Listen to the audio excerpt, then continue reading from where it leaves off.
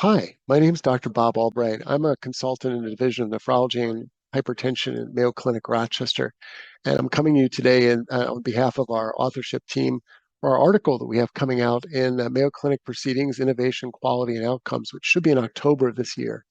The title of our article is Comparing Clinical Outcomes and Healthcare Utilization of Telehealth versus Traditional Care at our U.S. Rural Hemodialysis Units.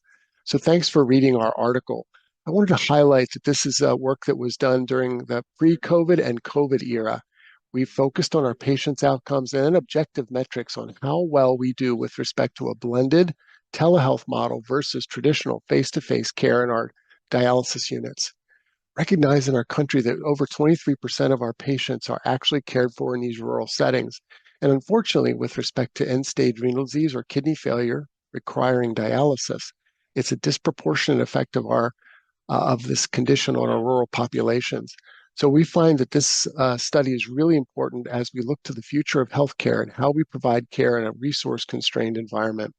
So just to briefly highlight what we looked at standard of care, which was done with many of the patients crossing over as their own control from the year of 2019, when we didn't do blended telehealth and rounding, to 2020, when we did mostly telehealth visits with our patients. There were 361 patients in our study. They were very well matched when we compared the year to year and their severity of illness. And objectively, we looked at patient outcomes and their perception of the telehealth visits, their ER visits, their hospitalization rates, and critically also how their labs stacked up in the one era versus the other. And not to be a spoiler, but there was no difference between the outcomes in our traditional versus the telehealth practice. So we really think that this is our way forward of how we're going to expertly care for our patients in our rural hemodialysis units. Future work, though, will be important that we ensure that our outcomes that we found are jiving with maybe multi-system practices and how we can also drive this to validate these new care models in a future where we might have even other technology solutions for caring for these patients.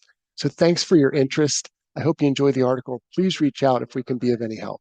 Thanks a ton.